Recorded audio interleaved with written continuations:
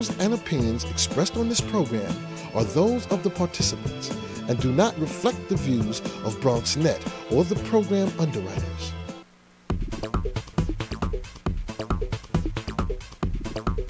BronxNet. Your voice, your views, your vision.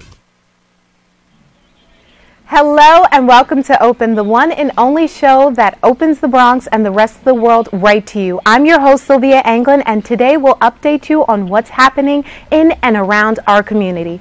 First up, we'll continue our law series A to Z with a discussion on the employment law. After that, a group of Bronx students were honored at the White House this week, and we'll hear their story of success and about their organization that got them there. And with the rising unrest in the Middle East and around the world, our political analyst is here to break down all the latest international and national news. Next, we'll hear what two Marines are doing to give back to their community this season. And finally, we'll find out ways we can support our troops this holiday. So stay tuned. All this and much more is headed your way because we are now officially open.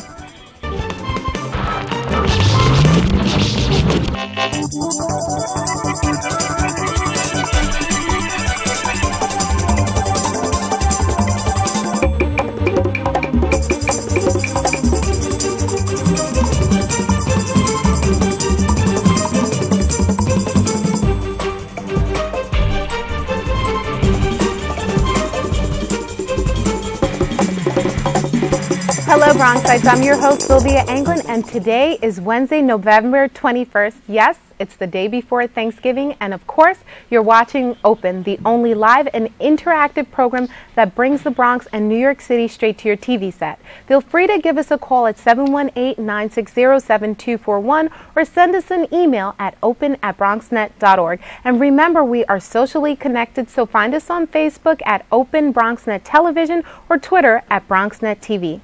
Today, our legal corner continues with our law series A to Z. Here in studio, we have attorney and legal correspondent David Lesh to discuss the employment law, especially concerning rights of employees, employers. Welcome to the show, David. Mostly employees. Mostly employees? Mostly employees. Yeah, because I figure big business, what kind of protection? I'm there with you. Thanksgiving, by the way. Thank you. Unfortunately, some employees have to work during Thanksgiving, and that brings up this topic, and employee rights, the letter E. I don't know if you saw the news yesterday. Some of the employees were picketing outside of Walmart. They're not happy that they have to come into work during Thanksgiving, and they're not happy with the pay that they're receiving. Aren't there talks that there might be a strike by Walmart? That's right. Walmart employees on Black Friday, the biggest sales day for retail. And if you're going to strike, that's the time to strike. So, you know, this topic of employment law and in particular employees' rights is very relevant during times of a holiday. That's when employees get very angry that they have to go in, they're not getting paid enough. Employers, especially during tough times like this, try and squeeze as much as they can out of an employee, and that brings up a few of the laws that encompass this area. It's the Fair Labor Standards Act. It's a federal law that many class actions are certified under. That's when you see, you know, these lawsuits start to come one after another, whether it's against Rite Aid. Home Depot has been hit with one recently. Starbucks. It's a time where employees feel, hey, you know what?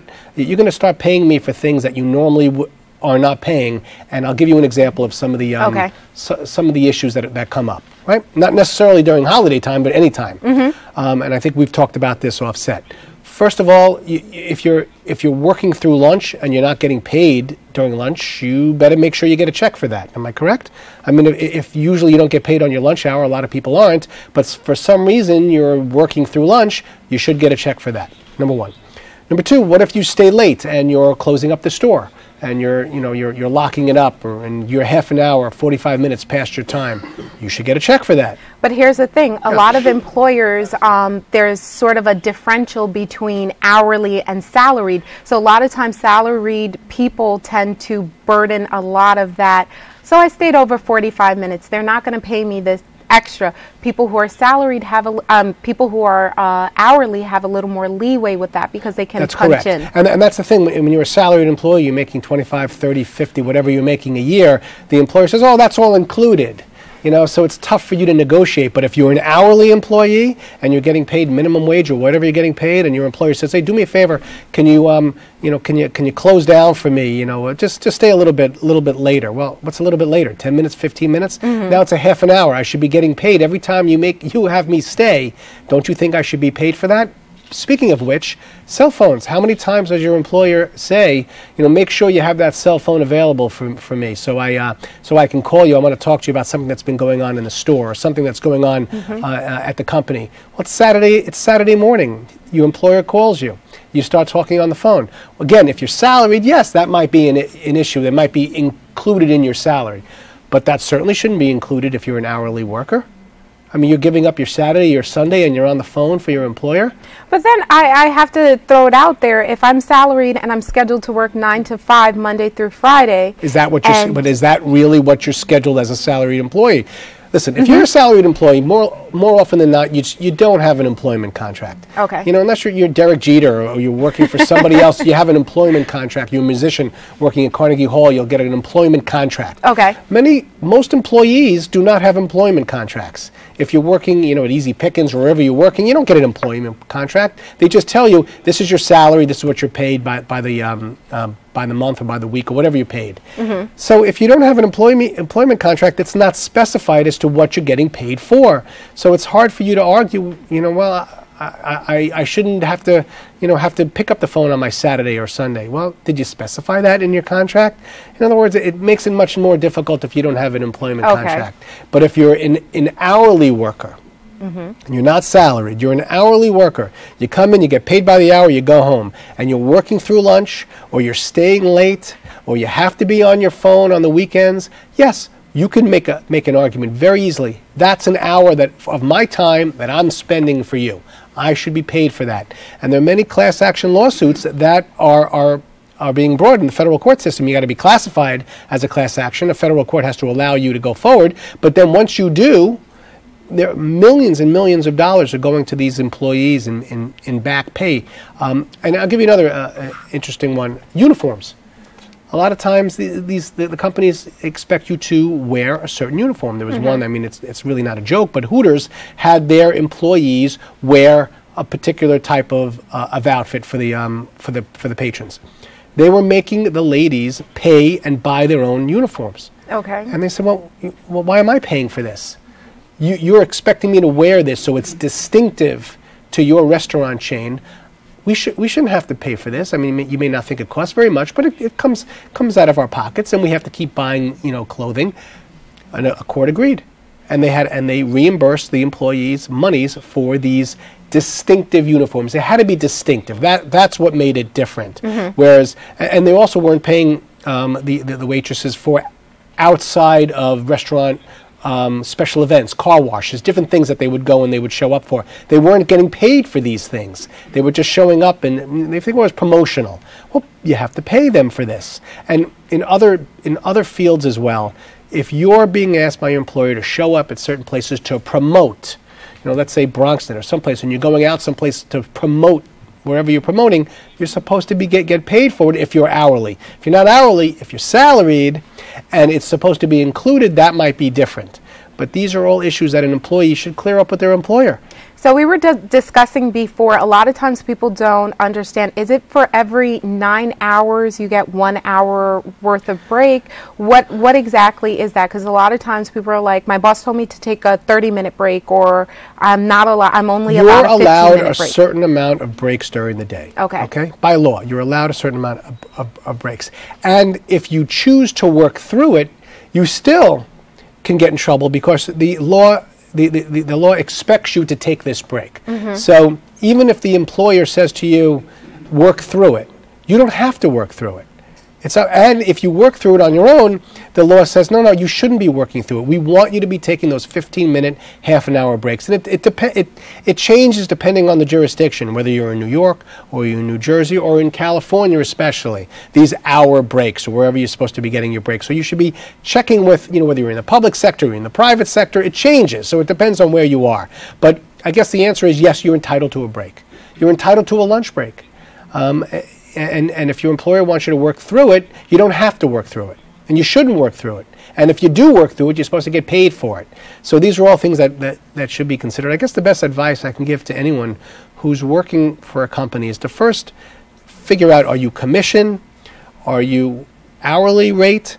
Are you salary rate? Each one differs in how you're treated within the workplace. Correct. And to be fair, no employer is going to go out of their way to make sure that you get the extra money and the extra benefits. Only you are going to be able to protect yourself. And if you don't have a union, you better make sure that you take the time to speak to the employer nicely. You don't want to lose your job, so just very nicely you say, what are my rights here? I mean, can I get a coffee break? What if I work through the break? Are you going to pay me for it? Am I allowed to work through it? What if I'm working overtime? What if I'm spending money on my clothing to promote the store? Are you going to give me the clothing, or do I have to go buy it myself? Those are the types of things. So Well, that was actually interesting. I hope our viewers at home got the information that they need. If you want to check out more on David Lesh, please check out his show on Today's Verdict. 6:30 Tuesday nights. And we do Legal Corner here on Open. Yes, we do. So we have to take a quick break, but don't go anywhere. There's more on Open when we come back.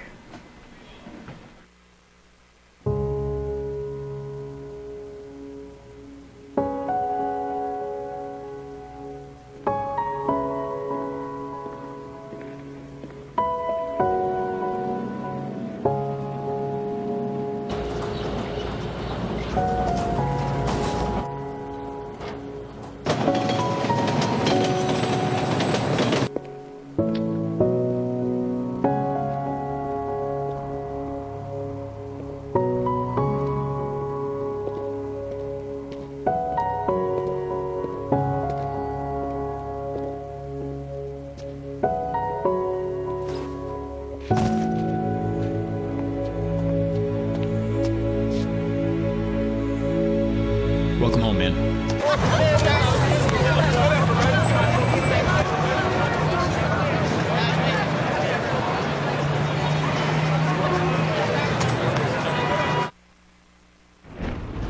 Did you find the flashlight and the batteries? Yes. Did you make sure we're not missing anything in the first aid kit? Yep. Did you go through the plan with the kids again? Yes. The more you prepare today, the more you'll be able to reduce the devastating effects of a tornado, an earthquake, a power outage, or any other disaster.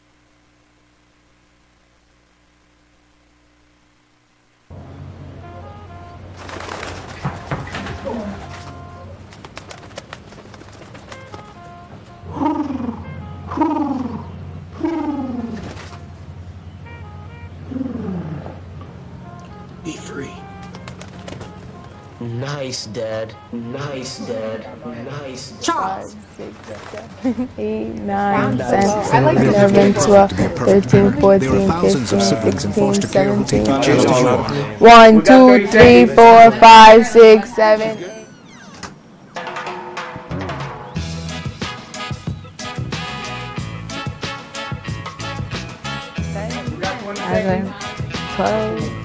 Gyro. Hands can do incredible things. Keep on Now they can even help save a life with hands-only CPR. If you see an adult suddenly collapse, just call 911, then push hard and fast in the center of the chest until help arrives. Learn more at handsonlycpr.org. There is also a very attractive extended warranty option that includes free service and parts for the next 5 years. But there's no need for you to get that.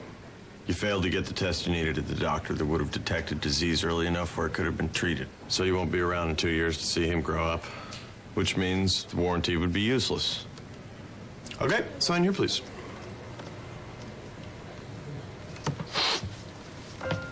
For a list of tests every man should have, go to ahrq.gov.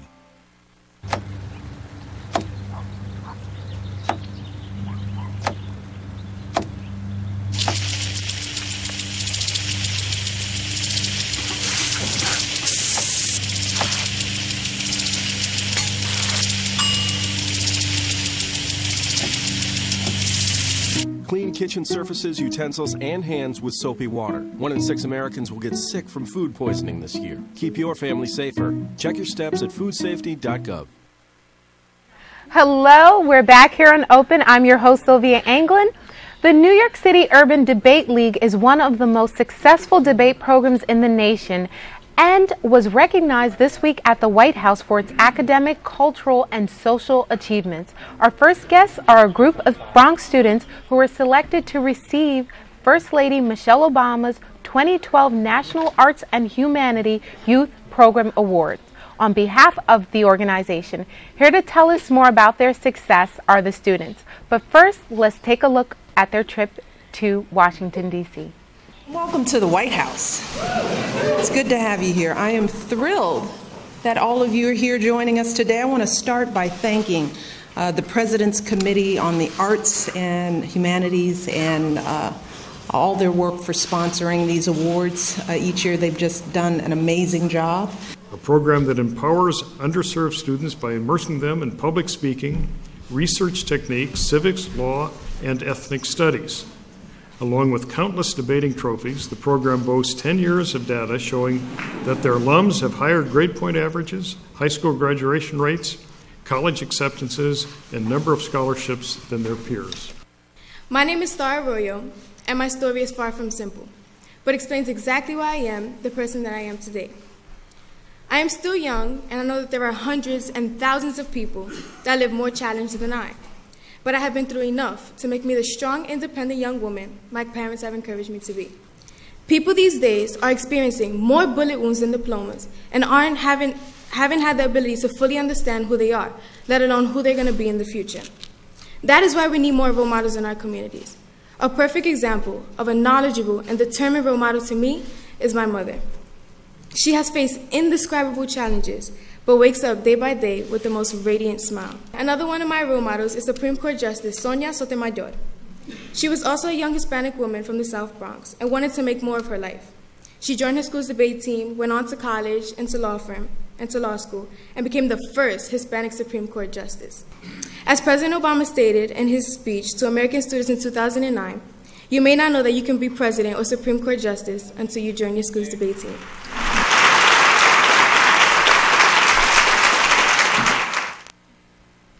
So here now in the studio are team members Star Arroyo, Ashley Mejia, and Jara Brito.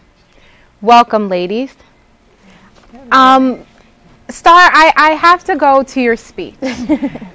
What did you do to prepare for your speech? Hours and hours and hours of practicing, doing it in hotels rooms, after school. My debate coach constantly calling me, hey, recite the speech, I want to hear it. Over the phone, just like putting so much effort in like memorizing it. So in your speech you mentioned your mom as being a role model. Most people's role model is their mother. How has your mother had a lasting impact on your life for you to mention her in a speech to the First Lady?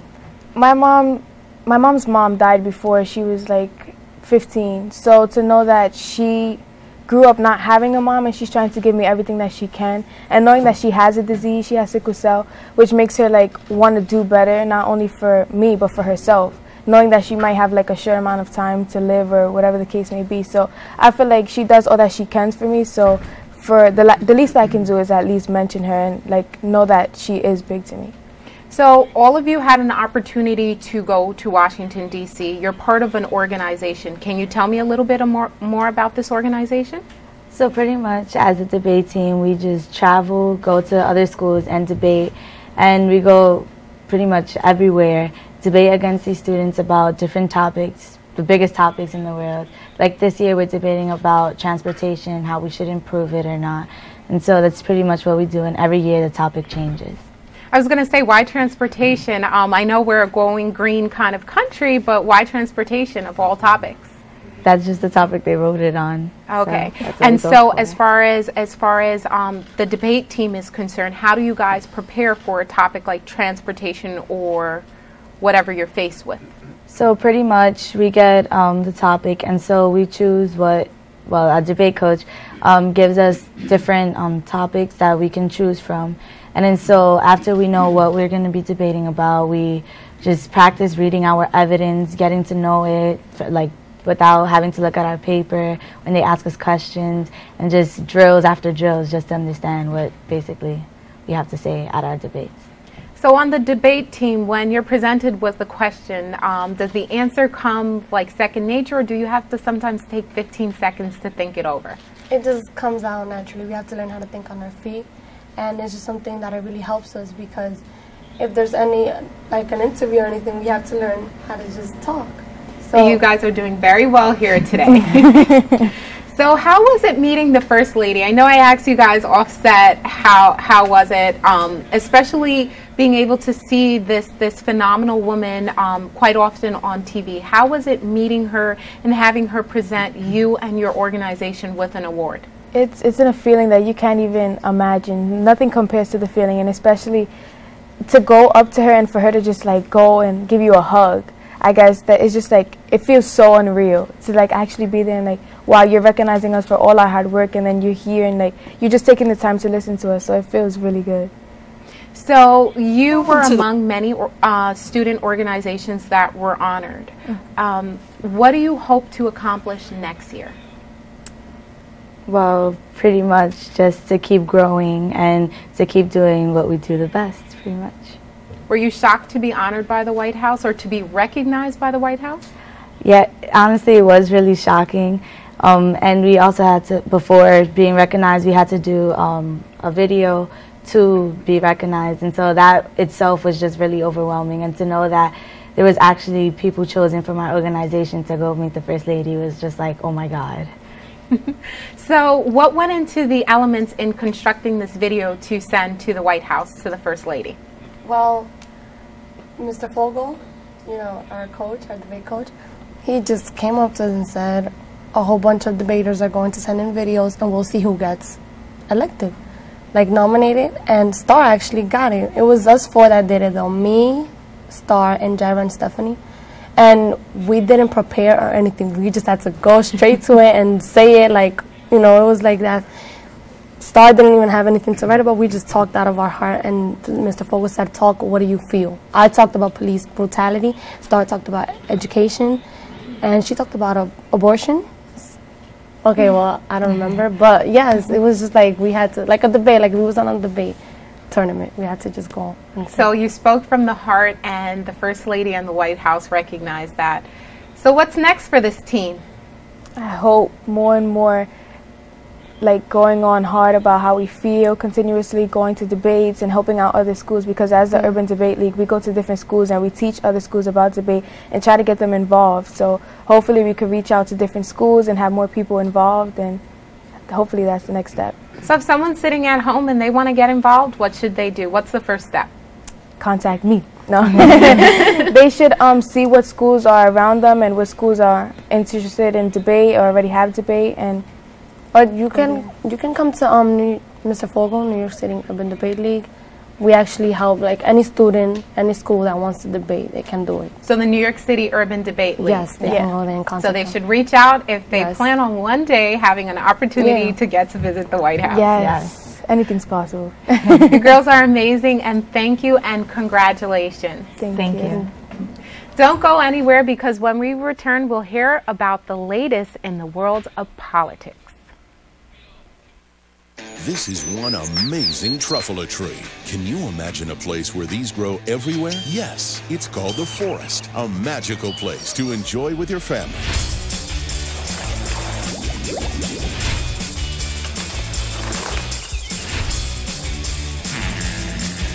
Ooh. So discover the forest and explore all the wonder that's there. Visit discovertheforest.org to find a forest near you.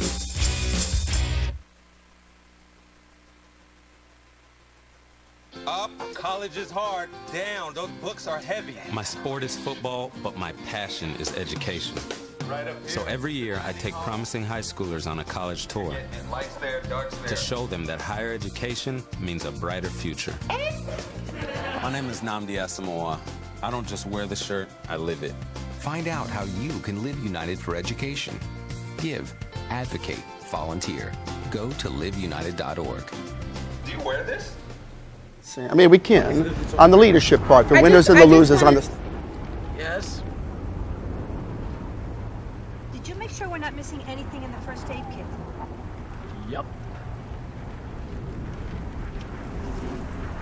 Did you go through the plan with the kids again? Yes. The more you prepare today, the more you'll be able to reduce the devastating effects of a tornado, an earthquake, a power outage, or any other disaster.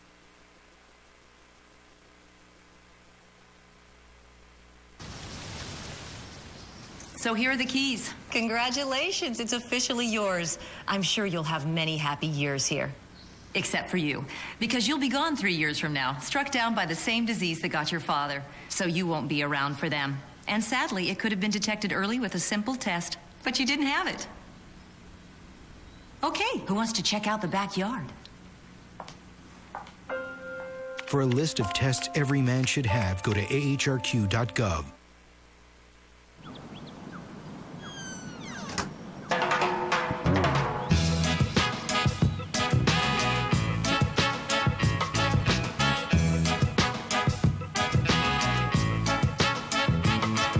Hands can do incredible things.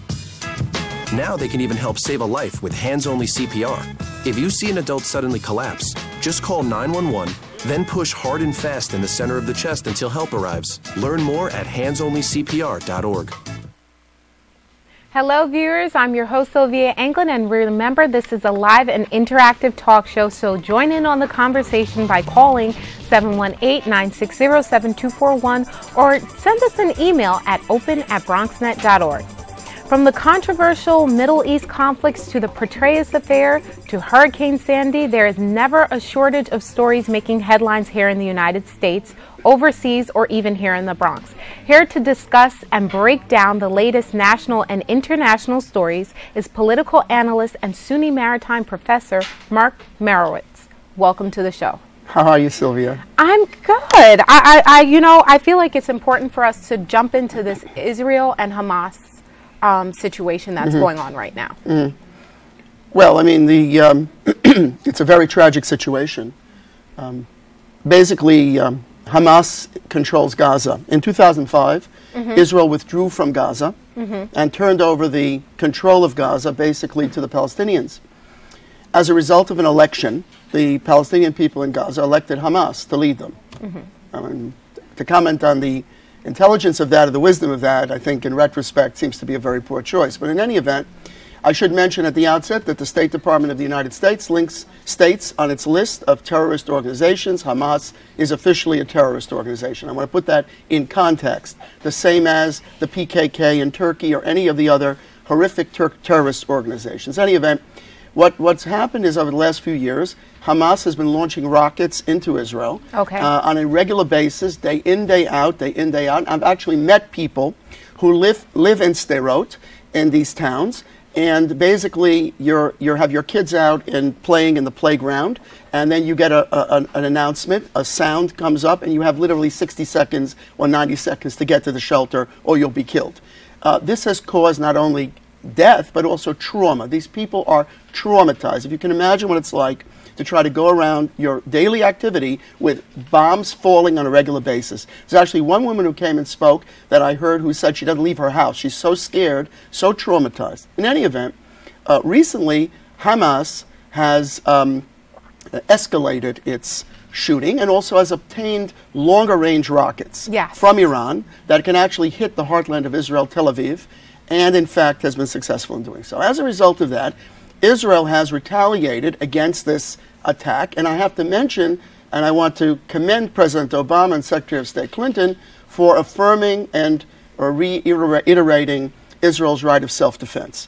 And what has happened is the United States, in partnership with Israel, has developed something called the Iron Dome defense system, which has been successful in shooting down many of these rockets. These are relentless. Now, the problem is that when Israel retaliates into Gaza, very regretfully, there are civilian casualties, but Hamas has basically maneuvered this to make sure that there will be civilian casualties. In other words, their end game is to kill and destroy. They have no other end game.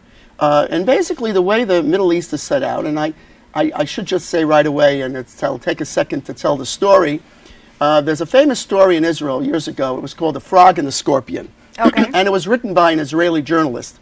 And basically it's the story of a frog and a scorpion are at the beach.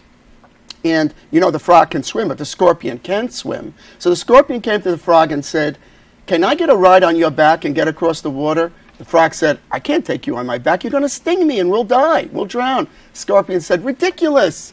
Of course I'm not going to sting you because I want to get across to the other side. Well, the frog says, fine, on that basis, get on my back. Okay, Scorpion gets on the back of the frog. Frog goes a little bit in the middle of the water. Scorpion stings the frog. Frog is dying. They're both drowning. And the frog says to Scorpion, why did you do that? We're going to drown. Scorpion says, it's the Middle East.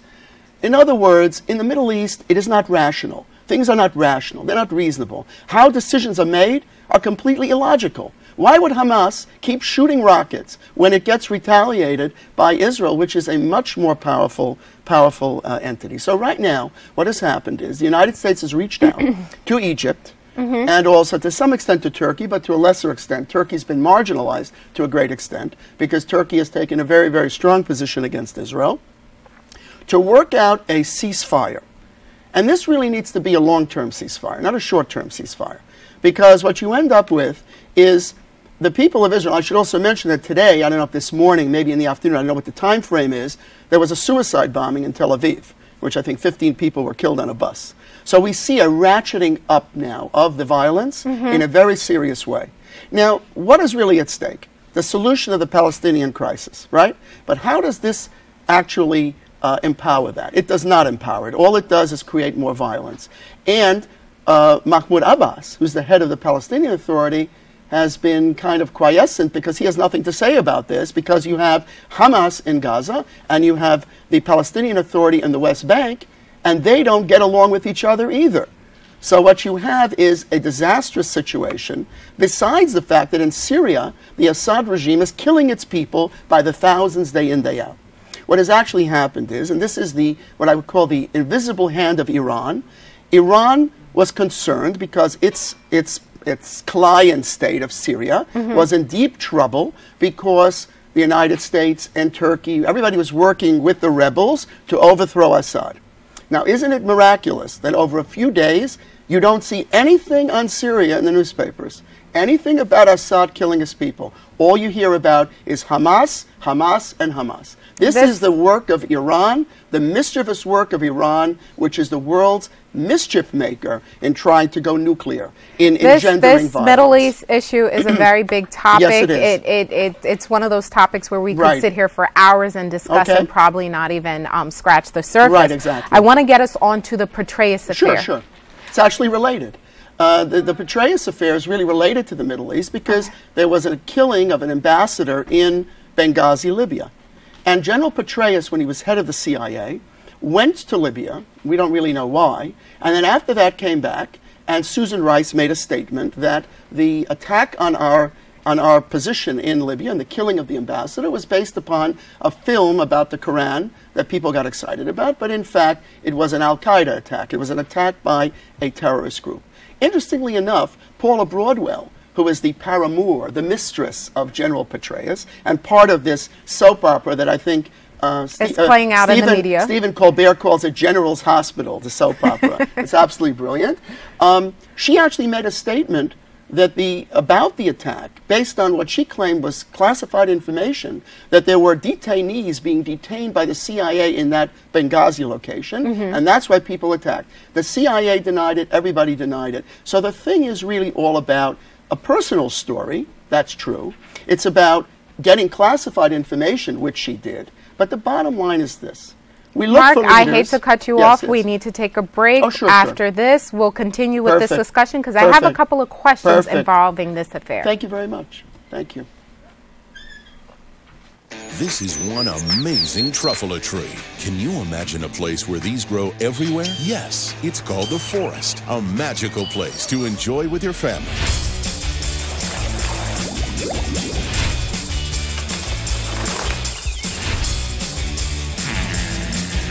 Ooh. So discover the forest and explore all the wonder that's there.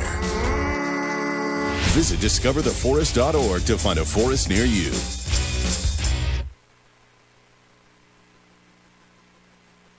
Up, college is hard. Down, those books are heavy. My sport is football, but my passion is education. So every year I take promising high schoolers on a college tour to show them that higher education means a brighter future. My name is Nnamdi Asomugha. I don't just wear the shirt, I live it. Find out how you can live United for Education. Give, advocate, volunteer. Go to liveunited.org. Do you wear this?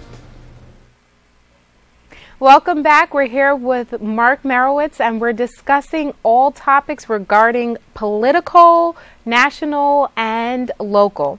Right now, we're discussing the Petraeus affair. Mark, I know before the break. A quick point before we had the break. You know, you had on these very interesting young ladies that had gone to the White House. So you asked them about role models. Okay. So who are our role models?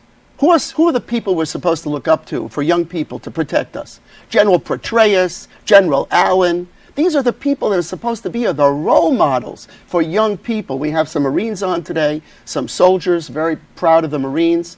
And these are the people that are leading us.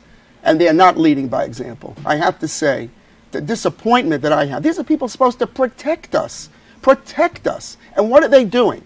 One of the generals is sending thousands of emails to someone, and the other general is running around and phoning up an email account and putting messages to his paramour in a draft, which is such an extraordinary breach, and she ends up with classified information. So that's all I wanted to say. What a disappointment, what a letdown that the people we're supposed to be respecting, to be role models, are actually fall down so far to be so disappointing. That's what I would say. I wanted to just take a step back and discuss Ambassador Rice. Yes, yes. In her statement, she assumed she was giving non-classified information. There was some confusion. I'm curious to know, with all this information that's out there and everyone being placed with the right information, how did this happen? How did this confusion take place? Well, this is a great question, and actually this is the question that the leaders in Congress want an answer about.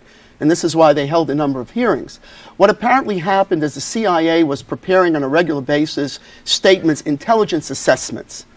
Apparently, the assessment, allegedly, this is my lawyer's side, what Rice got in the piece of paper didn't have in there the thing about Al-Qaeda, a thing about the fact that this was a terrorist attack. But the bottom line is, you know, there was a press conference, and President Obama was asked about Susan Rice, and was also asked about the fact whether he was going to nominate her for Secretary of State. And President Obama said, stop picking on Susan Rice. If you have a problem, come after me. Now, this is a very interesting comment. What is the motivation behind that comment?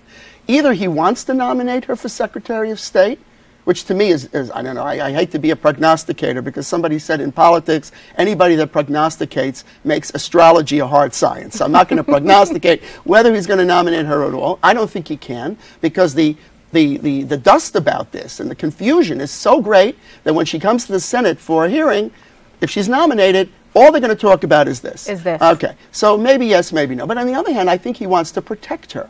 He wants to protect her, or he wants to protect himself. Now, the problem is also, what did the president know? Apparently, he didn't tell the president. Now, how is it possible that the president is kept? That's a failure of security. I mean, this is an ambassador. How many ambassadors have actually been killed in the line of duty? I don't think it's under 10. I mean, and the last time was, I think, in the 1970s. I mean, this is a heinous and egregious thing. To kill an ambassador of the United States in the line of duty is heinous and egregious. So someone's got to take responsibility for it. Now, Susan Rice either was the front person and given a piece of paper to read, and she didn't know what she was reading. Now, why is it, for example, that Hillary Clinton, she's the Secretary of State, why didn't she answer the questions about Benghazi? Why did they put Susan Rice up to do it? She's the UN ambassador. So the whole thing, Sylvia, honestly, is one big confusion. Will we ever find out? And I think bipartisan demand, Senator Feinstein and Congressman King, Republicans and Democrats are asking, wait a minute, who knew what was going on? And by the way, this is very important with our checks and balances and separation of powers. How come you didn't tell Congress about this? How come you didn't tell us anything about it? And Petraeus, of course, is in the middle of it. He was a CIA director, but he was asleep at the switch. He wasn't asleep. I don't know if he was asleep. But anyway, whatever he wasn't at the switch, and he wasn't guiding the car. Okay? So basically, there was a failure here. And it is the responsibility of our congressmen and senators to get to the bottom of it, so we won't have a repeat of that again. And certainly to figure out a way to make sure that our ambassadors who represent our country can serve abroad in safety and security. I also want to do a shout out to the Marines again. I was in Istanbul when I was visiting the U.S. consulate, and I met some of the Marines there, and you know, they protect us. But something happened in Benghazi, and there were no Marines, and there were apparently some CIA officers, and apparently it went wrong. Why did it go wrong? We need to know. There was a breakdown in communication, and we need to find out why. Exactly. I just want to quickly discuss Lipa, Con Ed, and Sandy. What's going to happen next? I know the governor, the mayor, various different elected officials have spoken out against Lipa and Con Ed post-Sandy. What do you think is going to happen? What can we prepare to see post-Sandy in New York State and the tri-state area? Right. Well, first of all, the whole thing about delivery of electricity, the whole grid is very old, and it's very antiquated. And the whole way in which it's managed is antiquated. So they're going to have to figure out a way to manage it better. And this Governor Cuomo has spoken out on. And by the way, I think Governor Cuomo, Governor Christie, Mayor Bloomberg, done a great job, you know. But the thing is that they can't punt it too much, because they also have been involved with LIPA and Con Ed. They're our leaders. They're supposed to take leadership. So there was a breakdown. Here's another breakdown. But this is a serious thing. My sister lives in Woodmere. I mean, my God, unbelievable what went on there. And in terms of LIPA, in terms of restoration of power, extraordinary. I mean, it's a real breakdown. A breakdown in ability, but it's also the grid. So something has to be done proactively to figure out what to do the next time. One of the silly things that I read about was this whole tree cutting. I don't know if you read about that. LIPA didn't go and cut. They were supposed to cut these trees that were overhanging the streets, and they were behind for a few thousand trees. Had they cut them down on time, had they done their job on time, when Sandy came, these trees might not have fallen down. Little things like that are the important thing to figure out how to protect our grid, how to update our grid. Mark, so we've run out of time. I know I could sit here and talk with you forever. Same here.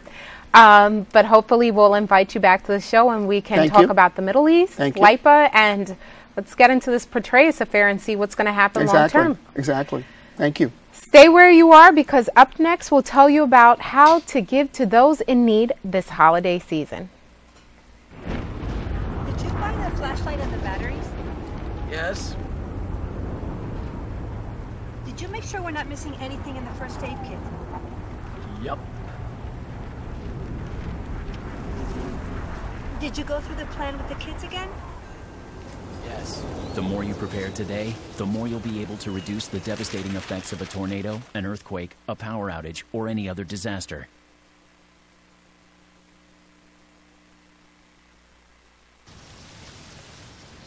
So here are the keys. Congratulations, it's officially yours. I'm sure you'll have many happy years here. Except for you, because you'll be gone 3 years from now, struck down by the same disease that got your father. So you won't be around for them. And sadly, it could have been detected early with a simple test, but you didn't have it. Okay, who wants to check out the backyard? For a list of tests every man should have, go to ahrq.gov.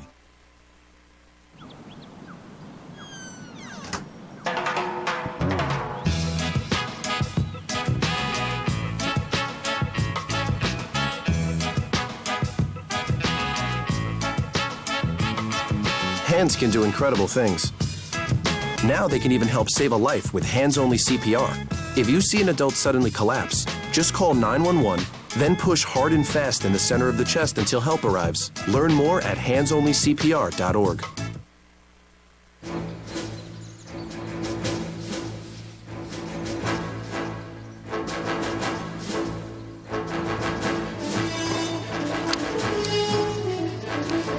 This is so cool, Dad.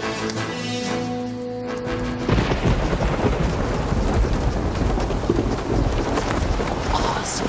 This is so cool, Dad. You don't have to be perfect to be a perfect parent. There are thousands of siblings in foster care who'll take you just as you are. Welcome back. I'm your host, Sylvia Anglin. as the holiday season approaches, it's important not to forget those in need. Our next guests are two Marines that have partnered with Toys for Tots to give back to the community. Sergeant Benjamin Hernandez, organization manager of Toys for Tots, and Christopher Brown, Corporal Christopher Brown, warehouse assistant. Welcome. Thank you for having us. So, can you take me into? I'm a little unsure what Toys for Tots is, and I apologize for that. Can we let our public know what exactly Toys for Tots is? Absolutely. Toys for Tots. It was actually founded in 1947 by Major Bill Hendricks in California. His wife had an idea of giving back to the community, giving toys, and so at that time. He got together with the Marines in his unit, and they went around in the Christmas holiday and they started actually collecting toys and distributing throughout the neighborhood. The first toy that was given was actually a Raggedy Ann doll that was made by Major Hendricks' wife, and then from there, every year it just continued to grow. I know Walt Disney, he created our logo, and then Nat King Cole, he actually came up with our theme song.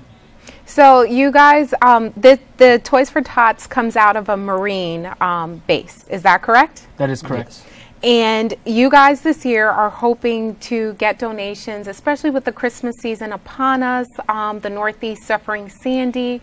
What do you hope Bronxites can do for you? Any donation is great. All the donations that we receive go directly back into the community. Last year we were able to collect 235,000 toys, and we gave it to 150,000 kids. And this year we're looking to even increase those numbers. I know, especially with Sandy, as soon as Sandy hit, myself, Corporal Brown, the other Marines that we have stationed there, we loaded up the U-Hauls, we started going to the shelters, we started giving back to the kids in all the shelters and whatnot. And we're just looking to really build, and I know there was already plenty of kids here in the Bronx that are without homes, and they were really looking to get toys. And now with Sandy hitting, there's even more. So the increase, what we can use is just at a higher demand at this point in the year. So as far as toys that people can donate to Toys for Tots, new, used, old, gently used toys, or do you guys prefer things that are new in the box sealed? Yes, new or unwrapped toys only, ma'am.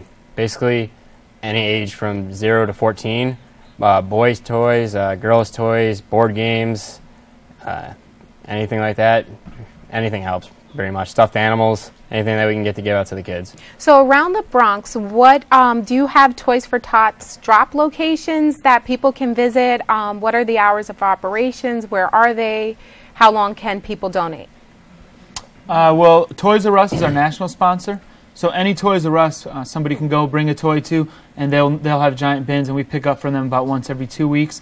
Lehman College is also one of our drop-off locations. And then also at our website at toysfortotsnyc.org, we have a map on there, and you can go ahead, look in your area, and they'll have pinpoints where you can go to drop off for your local area. And it will go all the way for the Bronx, all the way until December 13th and 14th. That's when our cutoff is. Because as we get the toys, we also have to sort them all out, separate them by age group, and then contact all those families and organizations and get those toys out to them. I know I was speaking about people who are interested in donating, what they need to do. What about people who this year their children may not have a Christmas and they're interested in finding out where they can secure some Toys for Tots toys for their children? If you're a family that's looking to secure toys for your children, we work hand in hand with every precinct. So they would go to the local precincts and speak with the community affairs officer. And then what they'll do is they're going to go ahead and give us a list. We're going to go ahead and give them toys. And then usually those precincts will hold an event, one day a Christmas party or something, and all the families will come. A lot of times they'll have a Santa dress up, and then they'll go ahead and pass out toys. And then as far as organizations, if it's a church, a hospital, a shelter, they can go to that website as well. There's a fax number on there. They send us a fax or an email showing us that they're a nonprofit organization, a 501c3 form. It goes directly to myself. I file it. And then as we get toys, we just go strictly in a first-come, first-served basis, right down the list, giving out to as many of those organizations as we possibly can. We're going to take a quick break, and we're going to come back to you because I have a couple of questions about you guys as Marines and about your service to Toys for Tots. No problem. Thank you. There is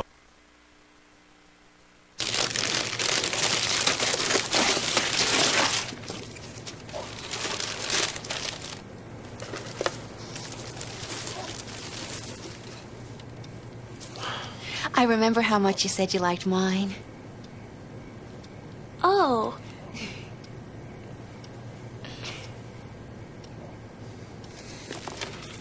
You don't have to be perfect to be a perfect parent. There are thousands of siblings in foster care who'll take you just as you are. Welcome back. I'm your host, Sylvia Anglin. So I'm here talking to Sergeant Hernandez and Corporal Brown, and we were discussing Toys for Tots. But in the wake of Sandy, I'm interested in knowing, how is the collection for Toys of Tots going now that Sandy hit? Are you expecting to have lower turnout rates? Are you really trying to mobilize the public to be aware of what's going on and that children need to have a Christmas? Well, our warehouse actually took a hit. We lost about roughly 1,000 toys, one of our 20-footers, right after the hurricane hit. So we're kind of at a backtrack, but right now we're on the rebound. So we have been doing a lot of footwork, and we have been receiving a lot of toys. So, you know, everything has been helping out a lot. So and to touch on what Corporal Brown was saying, like I said, we did take a hit, and we are, in a sense, we are probably expecting a little bit less toys and probably more people requesting toys this year due to Sandy. So that's why, like I said, we're on the rebound and we're really going out there and we're trying to push for as many organizations and as many people that can donate to go ahead and find a way. Even just a stuffed animal, a single toy, that could be the difference, you know, from a child having nothing for Christmas to putting a smile on a child's face. I know myself, when I grew where I grew up, my family, when I was very young, it was very tough for them to get toys for us. I remember me as a child, I did receive toys from Toys for Tots, and it was a big deal for me, and it was something that really motivated me to even join the Marine Corps later on when I became older and knew what was going on. Well, I just want to say, on the heels of Veterans Day, thank you both for serving our country. Thank you for your continued work with Toys for Tots. And if people are interested in logging on to find out Toys for Tots donation centers, what should they do? Is it toysfortots.com? toysfortotsnyc.org. .org. That's toysfortotsnyc.org. Correct. Thank you both. Thank you for having us. Thank you. Thank you both for joining us. We're going to take a quick break, and after this, we'll return with a guest who has more on Veterans Affairs here in the Bronx.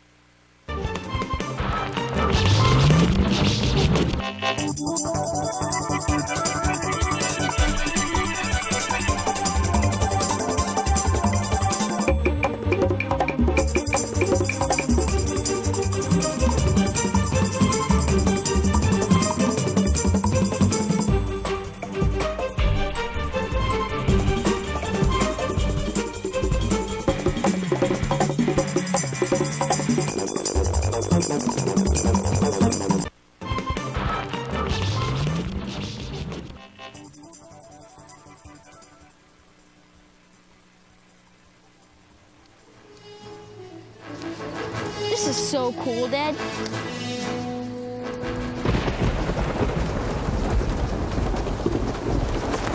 Awesome. This is so cool, Dad. You don't have to be perfect to be a perfect parent. There are thousands of siblings in foster care who'll take you just as you are. There is also a very attractive extended warranty option that includes free service and parts for the next 5 years. But there's no need for you to get that.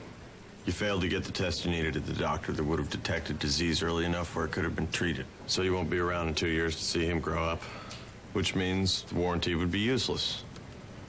Okay, sign here, please.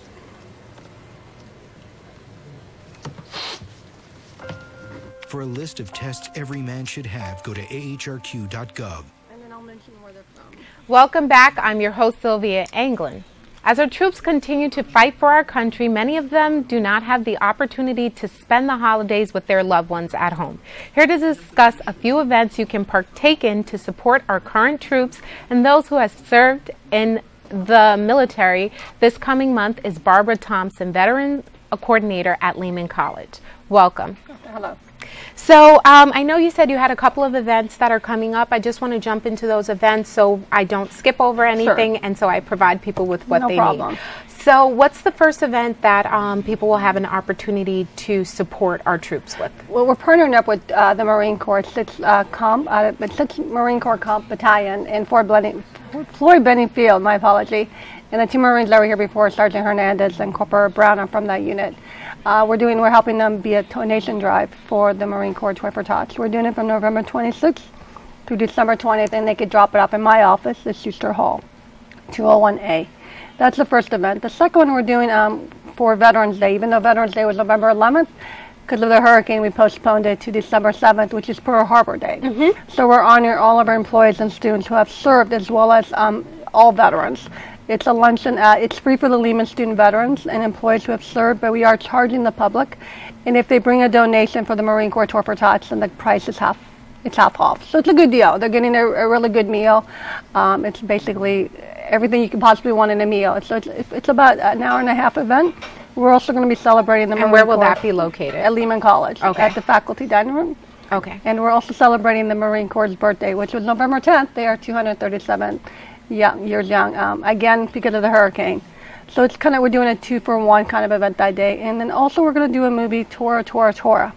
A lot of young men and women don't remember Pearl Harbor because a lot of them are young. I mean, you know, and I'm amazed at how many young men and women here at Lehman are not familiar with what December 7th is. And just to take a step back, December 7th is the day Pearl Harbor was bombed, and that is the day that the United States entered into World War II. Exactly, that is correct. So we really want people to learn about that and to learn about the sacrifices that the men and women, you know, have made for us. Because really, World War II generation, it is the greatest generation. And a lot of them are passing away in a rapid pace. So, you know, as the Veterans Coordinator, I really thought it was important for students here at Lehman to know that and to learn about it. So we have these 4 events that are happening, and the first, there are 2 events that are happening on the 7th that are celebrating the Marine Corps' birthday and also celebrating veterans who are Lehman students and those who want to support the veterans of Lehman College on the 7th, and that's from 12 p.m. to 1:30, and that's happening in the faculty dining room of the music building. Correct. So if anyone is at home and they want to find out more information, or they want to reach out and contact you regarding veteran affairs and enrolling in school and the CUNY process, what should they do? The best way is to call me because I'm in and out a lot. I'm a one-person office, so the number is 718-960-7188. So that's really the best way to get a hold of me. I do respond within 24 hours, so that is the best way to do it. So the best way to call is 718-960-7188.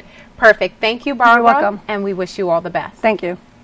Before we close the show, I would like to remind you that for continued coverage of the First Ladies Awards event, follow our website at bronxnet.org. It's been a pleasure coming into your homes. We'd like to thank our guests for joining us, and especially you, our viewers, for tuning in. You can catch the re-cablecast tonight at 10 p.m. on Channel 67 or watch anytime on the web at bronxnet.org. From all of us here at Open, have a great week, a happy Thanksgiving, and don't forget to keep your hearts and your minds open.